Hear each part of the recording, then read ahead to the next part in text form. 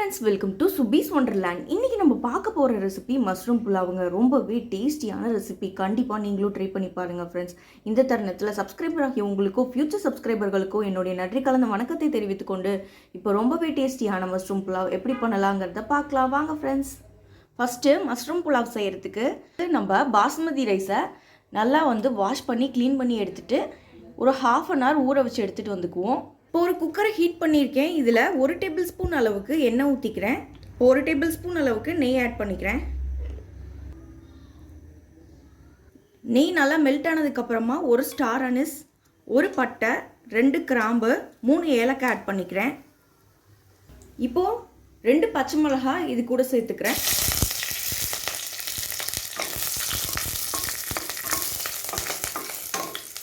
இப்போ ஒரு பெரிய வெங்காயம் நீல வாக்கில் கட் பண்ணி எடுத்துருக்கேன். இது கூட சேர்த்துக்கிறேன்.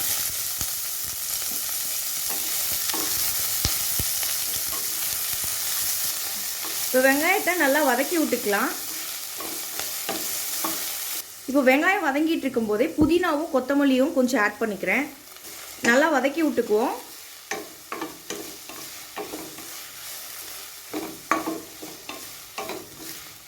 நம்ம புதினாவையும் கொத்தமல்லியும் எண்ணெயிலே நல்லா வதக்கிட்டோம்னா ரொம்ப நல்லா ஃப்ளேவர் கொடுக்கும். இப்போ வெங்காயம் ஓரளவுக்கு நல்லா வதங்கிடுச்சு. இப்போ 1 டேபிள் ஸ்பூன் அளவுக்கு இஞ்சி பூண்டு பேஸ்ட் ஆட் பண்ணிக்கிறேன். இதையும் நல்லா வதக்கிக்கலாம். இப்போது இஞ்சி பூண்டோட பச்சை வாசனையெல்லாம் ஓரளவுக்கு போயிடுச்சு.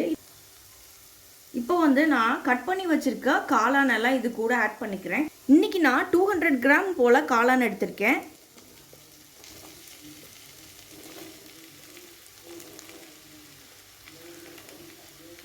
இப்போ காளானையும் நல்லா வதக்கிக்கலாம்.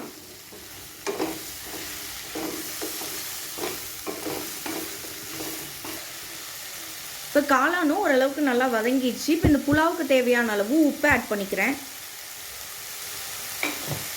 லைட்டாக வதக்கி விட்டுக்கலாம்.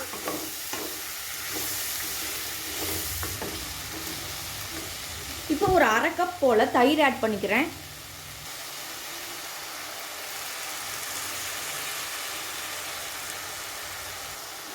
இப்போ நல்லா மிக்ஸ் பண்ணிக்குவோம்.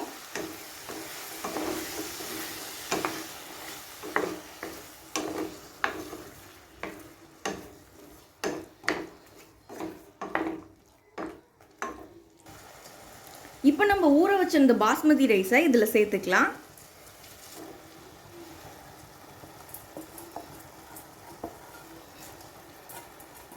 ரைஸையும் சேர்த்து நல்லா வதக்கிக்கலாம்.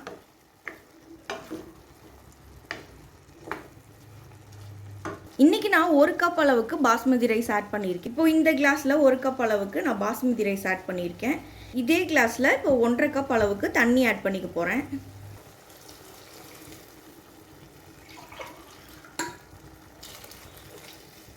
இப்போ இதை நல்லா மிக்ஸ் பண்ணி விட்டுக்குவோம். இப்போ நான் குக்கரை க்ளோஸ் பண்ணிக்கிறேன். ஒரு விசில் வர வரைக்கும் நம்ம இந்த புலாவை குக் பண்ணி எடுத்துக்கலாம். இப்போ குக்கரில் வச்சு ஒரு விசில் வந்துருச்சு. ஒரு 5 நிமிஷம் லோ ஃப்ளேம்லேயே வச்சு நல்லா குக் பண்ணி எடுத்துட்டு அப்புறமா ஃப்ளேம் ஆஃப் பண்ணிக்கலாம். இப்போ ஒரு விசில் வச்சு எடுத்து ஒரு 5 நிமிஷம் லோ ஃப்ளேம்லேயே வச்சு நல்லா குக் பண்ணி எடுத்துகிட்டு வந்தாச்சு. எப்படி வந்திருக்குன்னு பார்த்துக்கலாம்.